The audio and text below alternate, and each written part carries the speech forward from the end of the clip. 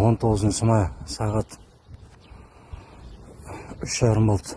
Аягөз орталық аудандық ауруханасы.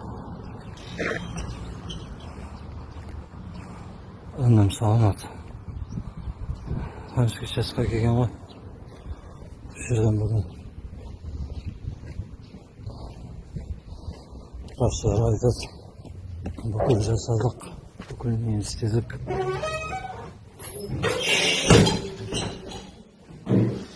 Ауруханасы.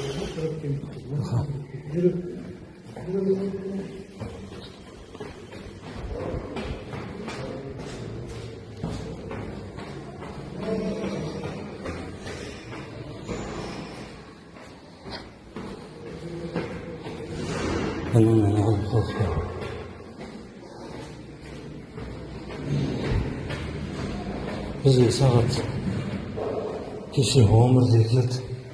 Қалай? Срочно жетіңіздер. Біз таңертең келдік.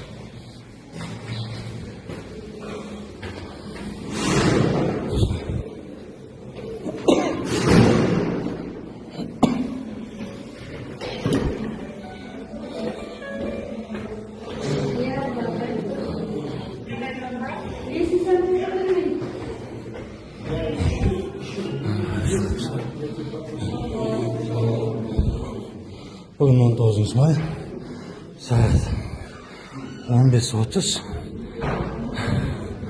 Saat balonun ayrıldık.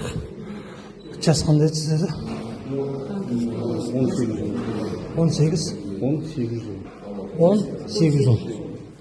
18. Kaç ne oldu? Benim Sovet salamatı. O 22 aprel günü военныйдан 2 adam gelip saat 10'da balam armedan kaçıp жүрді. Билеттерді түнгі saat 10 еді. Сөйтіп келіп, егер балам осылай қашып жүретін болса, үстіне қылмыс іс қозғалады. Біз прокуратура, военный прокуратураға жібереміз деп мен 2 жігіт келіп қоқты. Егер дело қозғалса, 4 миллион теңге штраф төлейсің деді. Мен оны төлейтін, штраф төлейтін жаман жағдайым келмейді. Өзім квартира снимать етемін. Пәтер жалдап тұрайын. Менің балам не годен ғой десем тыңдамады. Онда деді, ертең бар. Соны мен осмотрдан өтіп, военкоматқа. Соны не годен деген печат бастап беремін деп шақырды. Соған папасы алып 23. Мен жұмыста жүрсем, обедтен кейін сағат 3-тің кезінде папасы сылаңдады. Баламды әскерге алып барады, срочно. Сосын жұмыстан сұранып жүріп барып, қолда простой телефон алып бер, вокзалда тек 5 000 километр көп қана ұстап сонымен кетті.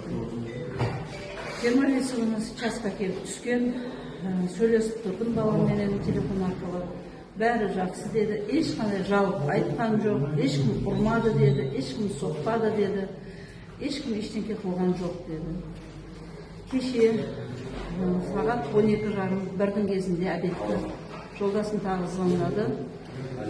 Балам, мен сағат түсіп қалыпты, біздер Семейге кетіп жатырмыз, срочно жұмысымнан шықты. Мен жұмысын бәрін тастадым да жолға шықтым. Жолда келе жатырсам, келінім звондап, мама, балаңыз реанимацияға түсіп қалды деді. Сосын қорқып, реанимация дегеннен бір командирмен сөйлесіп, бәрі жақсы, бәрі нормальный, сөйлеп жатыр балаңыз, еш уайымдамаңыз деді. Бірақ реанимацияда жатыр. Командирдің аты кім еді? Осы уақытқа дейін ешнәрсе айтқан. Командирдің аты кім еді? Командирдің аты кім еді? Ержан деген жігіт. Қай командир? Әскери командир, мен ана орын командир, мен әскери командир. Ержан кім еді? Атыңыз? Ержан, фамилияңыз? Осы жігітпен сөйлесіп тұрдым, осы жігіт мен баламның жай-жағдайын айтып тұрды, бірақ айтқаны балаңыз жақсы, бір қалыпты деді. Мен сұрадым, сөйлеп жатыр ма дедім, сөйлеп жатыр деді. Бәрі жақсы ма десем, жақсы деді. Телефонды берім, сөйлесейін десем, реанимацияға кіргізбейді ғой, мен отырмын, осы жерден ешқайда кетпеймін деді. Осы кісінің сөзіне сеніп, мен арал келе жатырсам, қайнымды жібердім, Ұзынағаштан келді, ол менен бұрын келіп маған звондады, балам комаға түсіп қалған ғой, балаңның жағдайы төмен деді, түнгі сағаттар дейін. Содан менде паника басталды, не істерін білмедім. Таңда балам жүрегі тоқтап қалды деп хабар келді. Содан тағы қайтадан стабильный қайтадан жүріп тұр жүрегі деді. Сонымен азанда келсем, балам ес-түссіз, танымайды. Тек жүрек соғып тұрған шығар, или мені алдады ма білмеймін, аузында аппараты бар екен, қолына екі система салып қойған, аяғының бір қапталында гематомасы бар екен. Балам жатыр. Менің келгенімді де білмеді, қолын сипалап сүйгенімді де білмеді. Еш нәрсені білмеді, без сознания. Мен сағат 10-да келген болсам, жаңа сағат 1:30-да балам қайтып кетті. Бір бастың ішінде бұл 16-сы күні келіп түскен екен.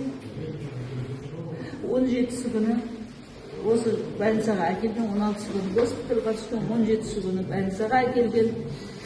18-іне дейін балам жақсы болған, сөйлеп жатқан, бәрі нормально болған. 18-і күні бірден төмен дейді, бірден келесі күні қайтыс кетті. Мен осыған түсінбедім. Балам бір көрсетіп жүресіз ба просто? Айтып жүресіз ба?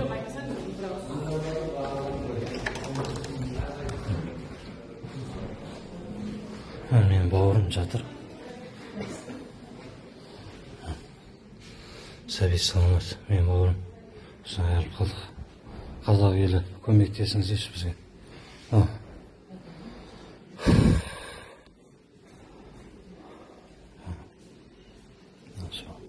Баламның аяғында şimdi. Ырза бол балам, ырза бол. Ырза бол. Берген ақ сүтіме ырзамын балам.